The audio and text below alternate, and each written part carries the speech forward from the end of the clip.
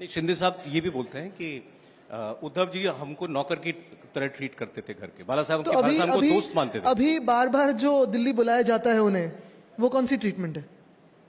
वो भी नौकर की ट्रीटमेंट मानते हैं। देखो यही बात है कि जो बातें उनको अभी भाग के गए, डरपोक थे, भाग गए, और फिर अभी वो जस्टिफाई करने के लिए जो मन में आए कहते जाते। कभी कहा था कि नवाब मलिक जी के साथ बैठ नहीं पाएंगे, बैठ गए। फिर कभी कहा था दाऊद के पार्टनर के साथ बैठ नहीं पाएंगे, बैठ गए। तो ये सारी जो चीजें, राष्ट्रवादी के साथ नहीं बैठ पाएंगे, दादा फंड नहीं देते, अजीत दादा फंड नहीं देते, सब जो उन्होंने कहा कि वो कर नहीं पाते, वो उनके साथ जाके कर तो दिया है।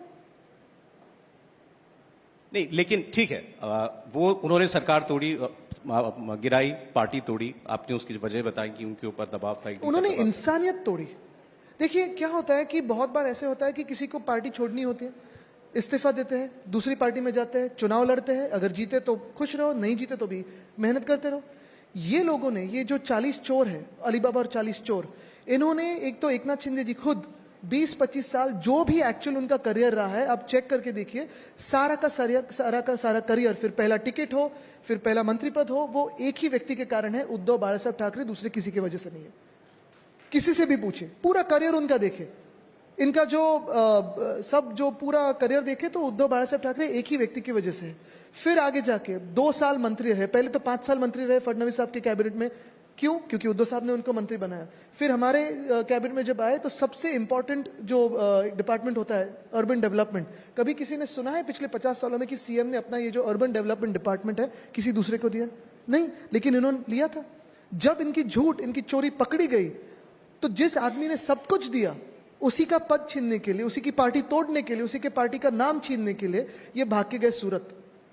यानी ये कौन सी इंसानियत होती है? अच्छा, उसी वक्त उद्धव साहब पे 2 ऑपरेशन हुए थे।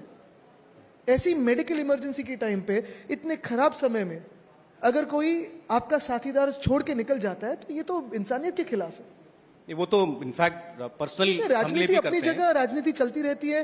कभी कभी राजनीति गंदी भी होते हैं। मैं मान लेता हूं कि हम साधारण जैसे राजनेता होते हैं वैसे नहीं, हमें राजनीति शायद आती नहीं है, लेकिन हम एक लगाव से काम कर रहे थे, दिल से काम कर रहे थे। जो भी अपने साथ होता है वो अपने साथ रहता है, एक विश्वास होता है। वो ये मतलब उनकी पार्टी और वो ये कहते हैं कि भाई सीएम बनने के लिए उद्धव ठाकरे ने कोई भी समझौता किया। अब तो इनफैक्ट इन्होंने क्या किया? इन्होंने लश्कर तैयबा के साथ हाथ मिला लिया। अभी कौन बैठा है उनके साथ?